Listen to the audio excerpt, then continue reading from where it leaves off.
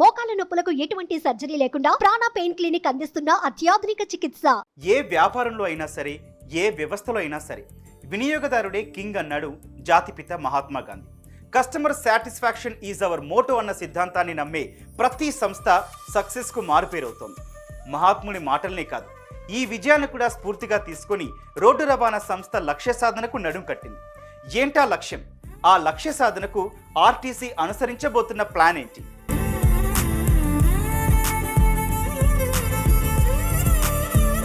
ప్రయాణికులు మనకు కస్టమర్లు, వారు మనకు బువ్వ పెట్టే దేవుళ్ళు. గతంలో ప్రయాణికులు బస్సుల కోసం వేచి చూసేవారు. ఇప్పుడు ప్రయాణికుల కోసం బస్సులు వేచి చూడాలి. టికెట్ ఇవ్వడంతో పాటే మన బాధ్యత ముగిసిందన్న భావనకు దూరం అవుదాం. బస్సుల గురించి, రూట్ గురించి వారు అడిగితే స్నేహితుడిలా తెలియచెప్పుదాం. ఒక కండక్టర్, ఒక ప్రయాణికుల్లా కాదు, పరస్పరం స్నేహితుల్లా మెలుగుదాం. ఆర్టీసీ బస్ అంటే మనది అని ప్రతి ప్రయాణికుడు అనుకునేలా చేసే ఓ యజ్ఞాన్ని దిగ్విజయంగా పూర్తి చేసేందుకు టీఎస్ఆర్టీసీ చేపట్టిన నినాదాలివి. ఈ నినాదాలను ప్రతి కండక్టర్ మనసులో ప్రతిష్ఠించేందుకు ఆ సంస్థ యాజమాన్యం ఓ సరికొత్త కసరత్తు చేయబోతోంది. ఇంతకీ ఏంటా కసరత్తు?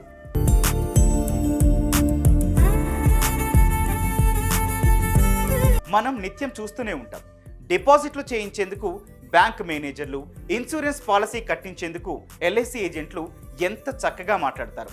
ఇన్సూరెన్స్ నాకెందుకు అనుకున్న వారి చేత కూడా ఓ పాలసీ కట్టించేయగల సామర్థ్యం ఎల్ఐసి మేనేజర్లలో ఉంటే, బయట పెట్టుబడి పెడితే మరింత వడ్డీ వస్తుందనుకున్న వారు కూడా బ్యాంకులో డిపాజిట్ చేయడం సేఫ్ అనుకునేలా చేయడం మేనేజర్లకు కొట్టిన పిండి. ఈ రెండు రకాల వ్యాపార విజేతల్ని తమ సంస్థ అభివృద్ధికి ఉపయోగించుకోవాలని టీఎస్ఆర్టీసీ సూపర్ బాస్ డిసైడ్ అయ్యారు. హైదరాబాద్తో పాటు ఇతర ప్రాంతాల్లో అలాంటి నైపుణ్యం వారిని గుర్తించారు. వారి చేత తమ సంస్థ కండక్టర్లకు శిక్షణ ఇప్పించే దిశగా ఓ చక్కటి ప్లాన్ ఆఫ్ యాక్షన్ సిద్ధం చేశారు.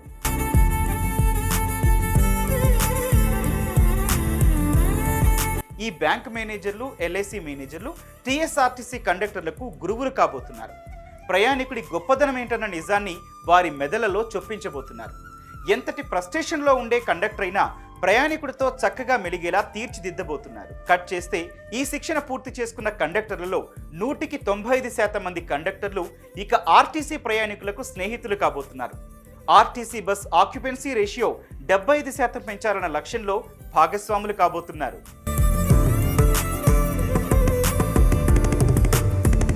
ప్రయాణికుల్ని నవ్వుతూ పలకరించాలి. వారు మగాళ్ళైతే సార్ అని, ఆడాళ్ళైతే మేడం అని పిలిచేలా కండక్టర్లు ప్రవర్తించాలి. అటు మహిళలు, వృద్ధులు, వికలాంగులు, చిన్నారులు ఇలాంటి వారి వద్ద ఎక్కువ లగేజీ ఉంటే ఎక్కేప్పుడు, దిగేప్పుడు సహకరించాలి. ప్రయాణికులు ఆర్టీసీకి సంబంధించి ఇతర వివరాలు అడిగినా, తదుపరి గమ్యానికి ఏ బస్ ఎక్కాలి, ఎక్కడ దిగాలి, బస్ పాసులు, ఒకరోజు పాస్ లాంటి వివరాలు చెప్పాలి. సమాచారం తెలియనప్పుడు ఎవరితో మాట్లాడితే తెలుస్తుందో వారి ఫోన్ నంబర్లు ఇవ్వాలి. ఇలా సగటు ప్రయాణికుడికి దగ్గరయ్యేందుకు దారి చూపే అన్ని మెలకువల్ని ఈ శిక్షణలో మేనేజర్లు ఆర్టీసీ కండక్టర్లకు నూరిపోస్తారు. ఒక్కో డిపోలో 30 మంది కండక్టర్లను ఒక బ్యాచ్గా చేసి ఈ శిక్షణనివ్వబోతున్నారు.